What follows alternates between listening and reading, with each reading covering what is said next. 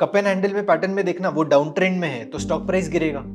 Stock price गिरेगा into number of shares तो same ही रहेंगे, कंपनी अपने शेयर तो बढ़ा नहीं सकता, तो वो तो सेम रहे। स्टॉक प्राइस नीचे गिरते गया तो मार्केट कैप फॉल हो रहा है, मार्केट कैप फॉल होगा तो टॉप 50 कंपनीज से तो बाहर चला जाएगा ना वो, तो निफ्टी 50 से वो स्टॉक्स बाहर चले जाएंगे। Cup and handle pattern is always in the direction of the trend and can give momentum. ये कप एंड हैंडल पैटर्न सबसे अच्छे कहां पे काम करते हैं? Small cap and mid cap companies में। इसलिए कप एंड हैंडल पैटर्न को अगर हम ऑब्जर्व करें, इसका ब्रेकआउट अगर 52 वीक हाई या तो ऑल टाइम हाई के पास में आएगा तो उतना पावरफुल।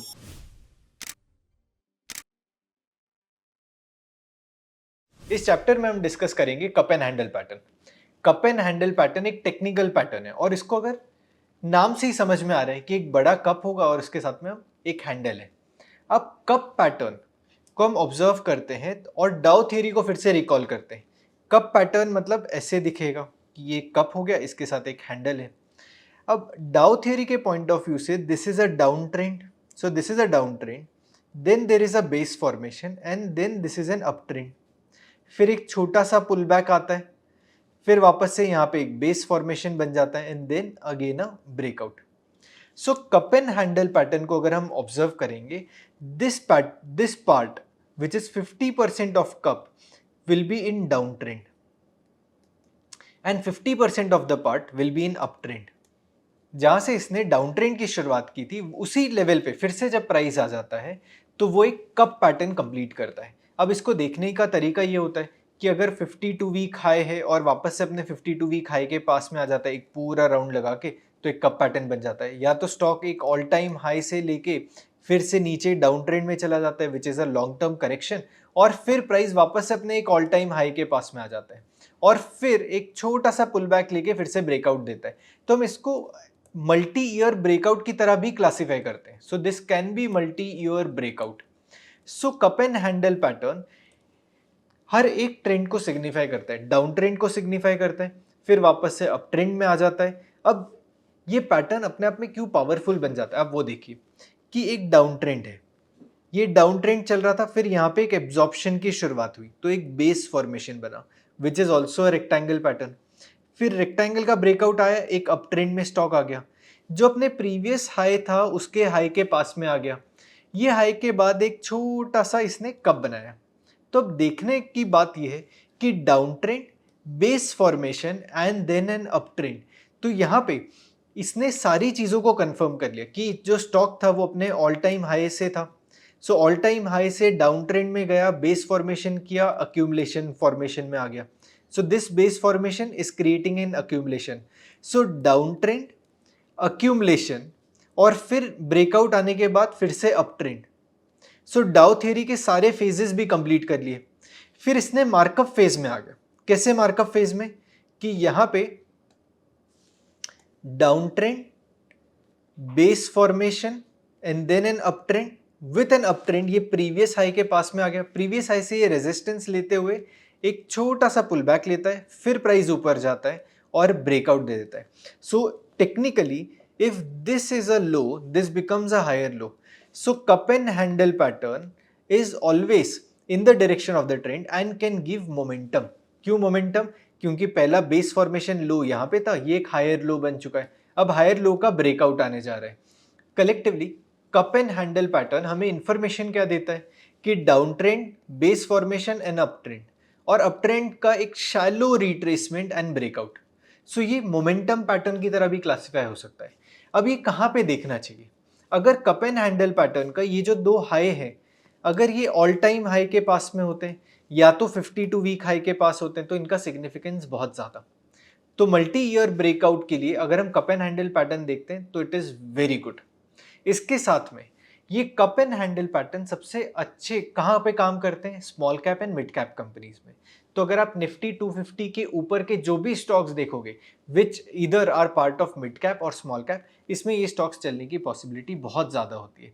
सो निफ्टी 250 के आगे जितने भी स्टॉक्स हैं आप इसमें ये ऑब्जर्व कर सकते हो, इसमें कप एंड हैंडल पैटर्न काफ़ी अच्छे से चल सकता है।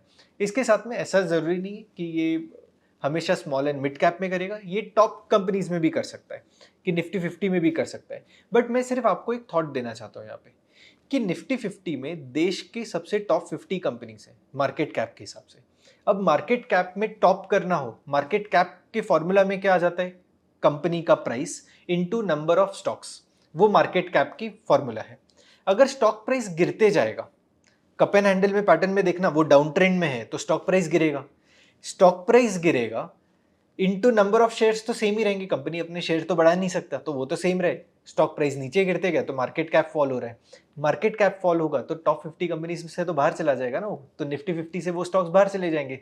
तो जिसमें भी कप एंड हैंडल पैटर्न बन रहा होता है, मोस्ट लाइकली ये निफ्टी 100 में बनने मुश्किल है।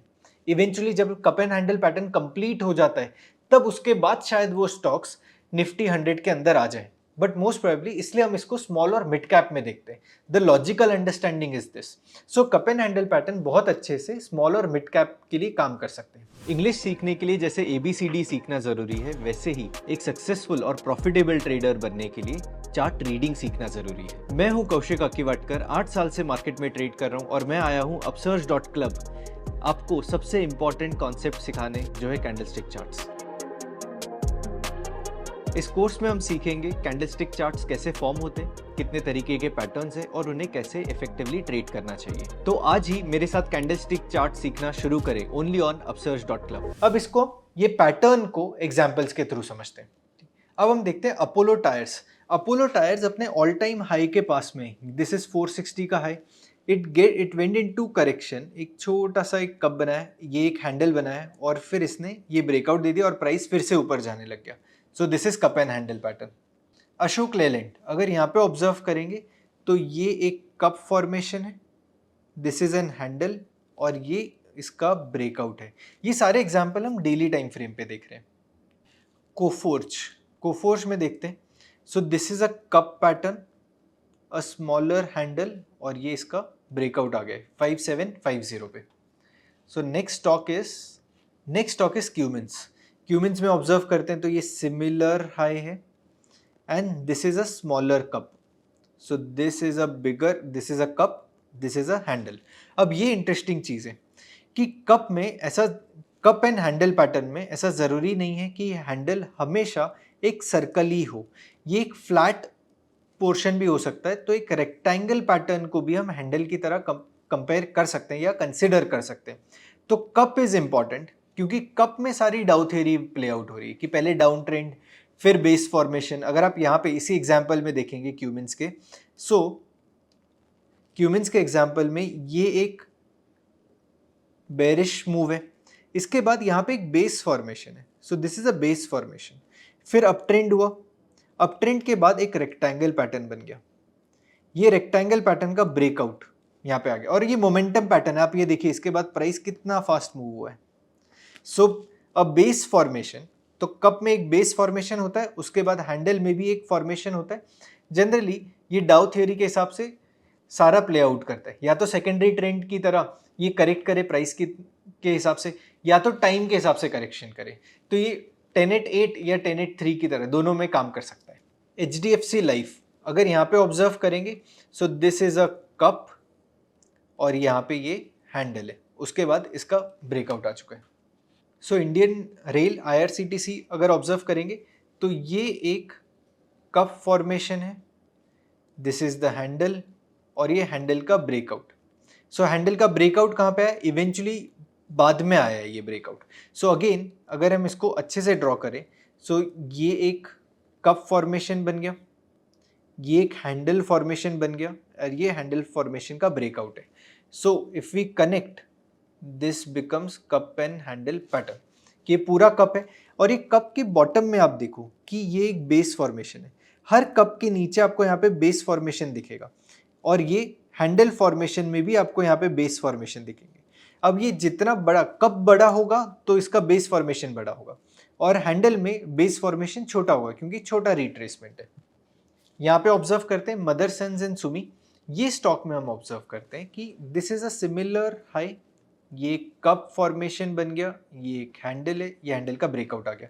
यहाँ पे ऑब्जर्व करो कप पैटर्न में भी ये नीचे के साइड पे बेस फॉर्मेशन है।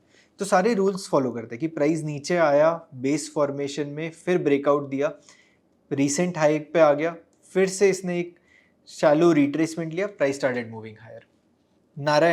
नारायणा के स्टॉक में ऑब्जर्व करते हैं कि दिस इज अ कप ये एक हैंडल फॉर्मेशन है और ये इसका ब्रेकआउट आ चुका है। इधर भी आप ऑब्जर्व करो कि अगर मैं ये लाइन को ड्रॉ करूं, ये एक फ्लैट फॉर्मेशन हो गया, एक रेक्टेंगल बन गया, तो हर एक बेस फॉर्मेशन में आ गया। सो कप एंड हैंडल में जितना नीचे के साइड पे बेस फॉर्मेशन होगा उतना बेटर। हैंडल में यहाँ पे ऑब्जर्व करेंगे तो छोटा बेस फॉर्मेशन है, 4 कैंडल फॉर्मेशन है। So base formation, so technically हम इसमें क्या देख रहे हैं कि प्राइस एक डाउन ट्रेंड में आता है, वो जो डाउन ट्रेंड है वो एब्जॉर्ब हो जाता है रेक्टेंगल पैटर्न से, फिर उसका ब्रेकआउट मिलता है, तो आप रेक्टेंगल पैटर्न की तरह भी ट्रेड कर सकते हो। फिर जैसे ही प्राइस ट्रेंड मूव करता है अपने रीसेंट ऑल टाइम हाई के पास में आता है, क्योंकि लोगों ने वहां पे ऑल टाइम हाई पे भी परचेज किए होंगे स्टॉक्स, वो देखने के बाद उनको लगता है कि शायद ये पहले की तरह जो गिरा था फिर से गिर सकता है, तो लोग वहां पे कुछ सेल करना शुरू करते हैं। इसकी वजह से सेलिंग प्रेशर आता है which gives birth to an handle pattern. तो हैंडल में छोटा सा रिट्रेसमेंट होता है, बेस फॉर्मेशन हो जाता है छोटे कैंडल्स का, एंड फिर से ब्रेकआउट मिलता है, तो वो ट्रेंड को कंटिन्यू करता है। अब ट्रेंड कहाँ से डेवलप हुआ था? बेस फॉर्मेशन से, जहां पे रेक्टेंगल का फॉर्मेशन हुआ था वहां से ट्रेंड की शुरुआत हो गई। कंटिन्यू कहां तक होती है? हैंडल ब्रेक होता है, उसके बाद मोमेंटम ट्रेड मिलती है। उससे पहले उसको कंटिन्यूअस हर जगह पे सेलिंग प्रेशर मिलेगा, क्योंकि प्राइस ऑल टाइम हाई से गिरा है, तो जब तक अपने फिर से ऑल टाइम हाई में आएगा तब तक जो लोगों ने वो डाउन ट्रेंड की जर्नी में खरीदा होगा उनको वो प्राइसेस दिख रहे होंगे कि यार यहाँ पे मैंने बाई किया था, अब नीचे चला गया, अब वापस से आ गए, तो चलो मैं एक बार एग्जिट कर देता हूँ। उनका exit order is supply in the market. इसकी वजह से जब तक हैंडल फॉर्मेशन नहीं हो जाता मोमेंटम नहीं आ पाता। हालांकि ट्रेंड इंटैक्ट होता है, ट्रेंड एस्टैब्लिश हो गया बुलिश, बट मोमेंटम कब आता है? जब कभी भी हैंडल कंप्लीट होता है, उसके बाद हैंडल के बाद stock no territory, no resistance zone में चला जाता है, उसके बाद मोमेंटम आने की स्पीड बहुत ज़्यादा फास्ट होती है। इसलिए कप एंड हैंडल पैटर्न को अगर हम ऑब्जर्व करें, इसका ब्रेकआउट अगर 52 वीक हाई या तो ऑल टाइम हाई के पास में आएगा तो उतना पावरफुल। अगर हम निफ्टी 100 को एक्सक्लूड करते हुए सारे स्टॉक्स को देखेंगे तो हमें बेटर ट्रेडिंग अपॉर्चुनिटीज मिलेंगी based on cup and handle pattern.